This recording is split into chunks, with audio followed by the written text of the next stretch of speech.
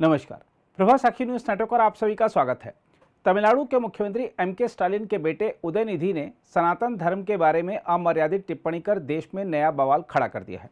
उदयनिधि राज्य सरकार में कैबिनेट मंत्री भी हैं, इसलिए उनके इस आचरण को लेकर हिंदूवादी संगठनों के अलावा बीजेपी भी तमिलनाडु में सत्तारूढ़ द्रमुक पर हमले कर रही है। यही नहीं, उदयनिधि के बयान के चलते विपक्षी गठबंधन इंडिया भी सवालों के घेरे में आ गया है, क्योंकि उदयनिधि से पहले समाजवादी पार्टी के राष्ट्रीय महासचिव स्वामी प्रसाद मौर्य और राष्ट्रीय जनता दल के नेता तथा बिहार के शिक्षा मंत्री चंद्रशेखर ने श्री रामचरितमानस के बारे में अपमानजनक टिप्पणी की थी।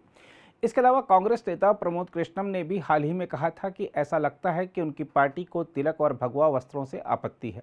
इस बीच भाजपा ने विपक्षी दलों के गठबंधन इंडिया पर सनातन धर्म को लेकर तमिलनाडु के मंत्री द्वारा की गई टिप्पणी को लेकर करारा प्रहार किया। पार्टी ने आरोप लगाया कि विपक्षी गठबंधन का प्राथमिक एजेंडा हिंदू धर्म का पूर्ण उन्मूलन है।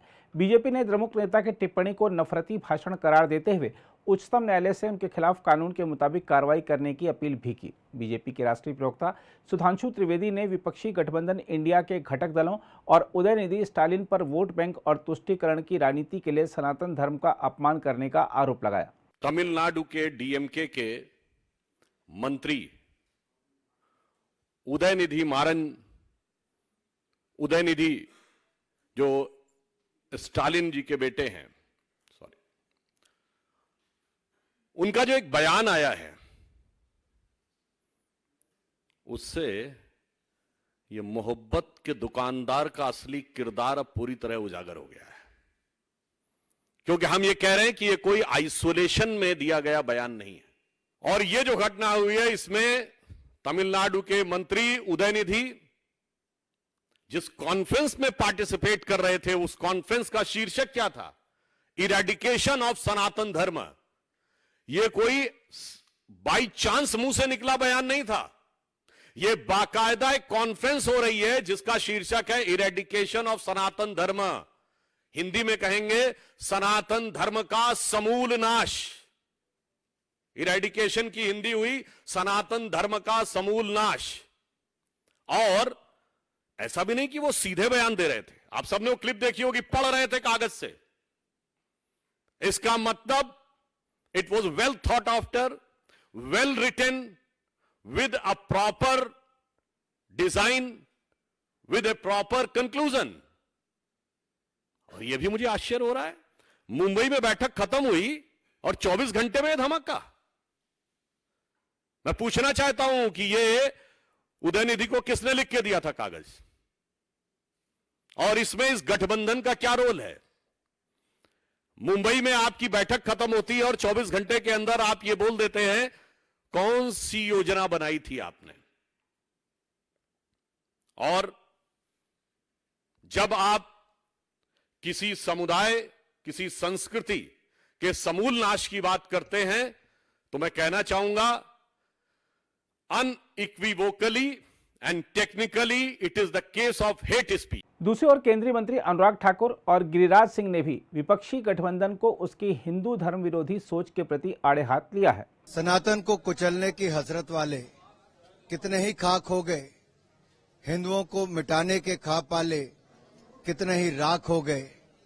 सुनो घमंडिया गठबंधन के घमंडियों, तुम और तुम्हारे मित्र रहे ना रहे, सनातन था, सनातन है और सनातन रहेगा। ये बार बार प्रयास घमंडिया गठबंधन के एक के बाद दूसरे नेता ने किया है हिंदुओं पर वार करने का, चाहे वो शब्दों से हो, बम से हो या उनको कुचलने की बात हो। रामनामी का जुलूस अगर बंगाल में निकलता है तो बम और गोली चलाई जाती है। बिहार में रामायण पर और मां सीता पर अपशब्द कहने वाले और यूपी में ये घमंडिया गठबंधन के नेता नहीं थकते।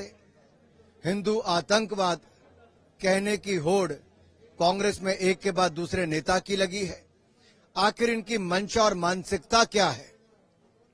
ये राजनीति के लिए इतना नीचे गिर जाएंगे कि सनातन धर्म को खत्म करने की बात करेंगे, हिंदुओं को कुचलने की बात करेंगे, हिंदू आतंकवाद की बात कहेंगे।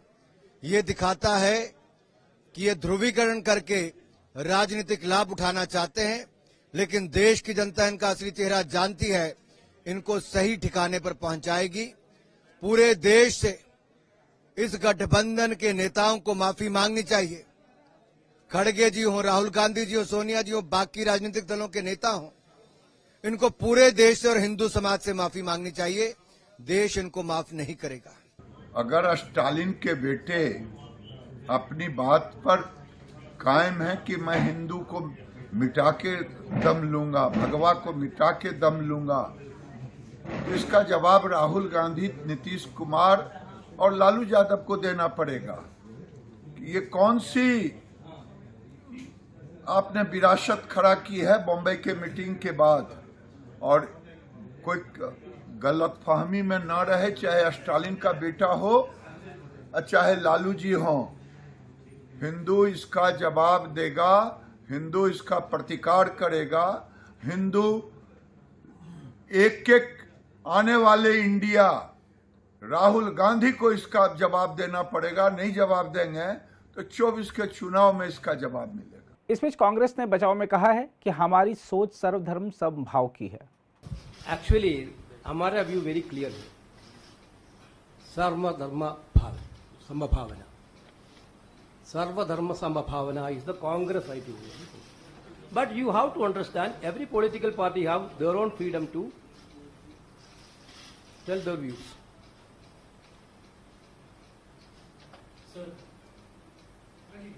We are respecting everybody's beliefs. दूसरी ओर विश्व हिंदू परिषद ने द्रमुक नेता उदयनिधि स्टालिन की सनातन धर्म के खिलाफ की गई टिप्पणी को लेकर उन पर करारा प्रहार करते हुए कहा है कि वह ऐसे बयानों से बचें, अन्यथा इसके गंभीर नतीजे हो सकते हैं।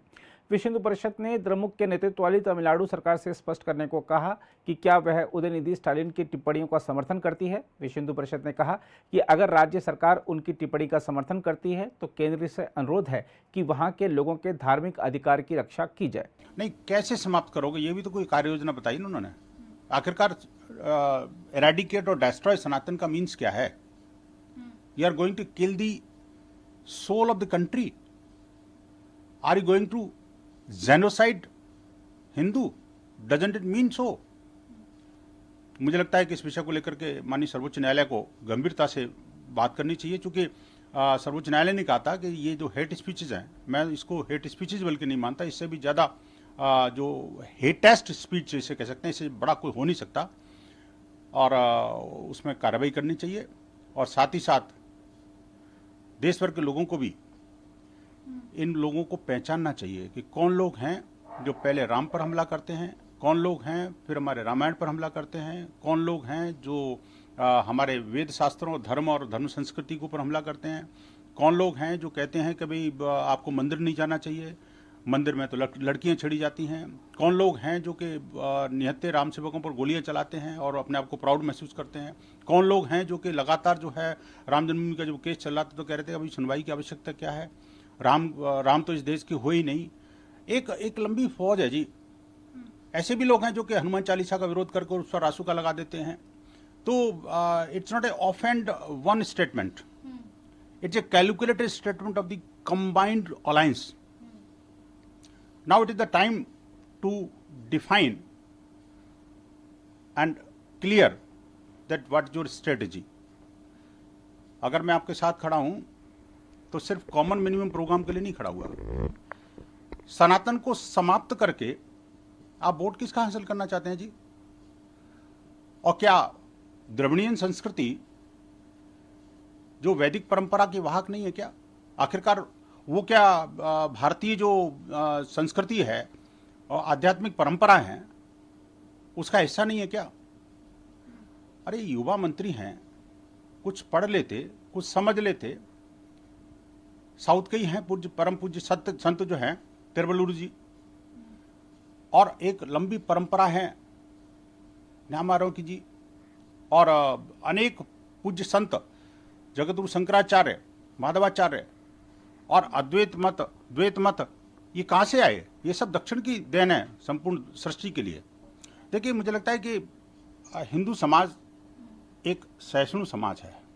संभवतः इसी सहिष्णुता की वो लोग परीक्षा लेना चाह रहे हैं। अभी एक एक करके ये जो सांप्रदायिक धड़ा है ये complete anti Hindu, anti Bharat और प्योर कम्युनल एजेंडा को लेकर चल रहा है। अब इस एजेंडा को हिंदू समाज पहचान रहा है, जान रहा है और उसका समाधान भी ढूंढ रहा है। उसके पास है, पहले भी समाधान किए। हाँ, अंतर यह है कि बाकी लोगों में और हम में हम सरतन से जुदा की गैंग नहीं चलाते, लेकिन जवाब देना हम जानते हैं। अच्छों को धरा पर ला करके उसको धूल चटाई है। ये सनातन की सत्ता है जो कि मुगलों को भी नहीं बचने दिया, यहाँ पर मिशनरी को भी नहीं बचने दिया, अंग्रेज भी भागते हुए नजर आए, उन्होंने इतने आघात किए लेकिन सनातन को समाप्त नहीं कर पाया। कोई कोशिश उन्होंने भी बहुत की थी। वही ये जो मार्क्सिस्ट और कम्युनिस्ट और इस तरह के जो हिंदू द्रोही एजेंडा को लेकर के आजकल ऐसा लगता है जैसे विपक्ष का नाम ही हिंदू द्रोह करना हो गया। अगर आप भी लेना चाहते हैं देश दुनिया की तमाम जानकारी तो आज ही सब्सक्राइब करें हमारे चैनल को। साथ ही नीचे दिए बेल आइकन को जरूर दबाएं ताकि हर अपडेट आप तक पहुंच सके।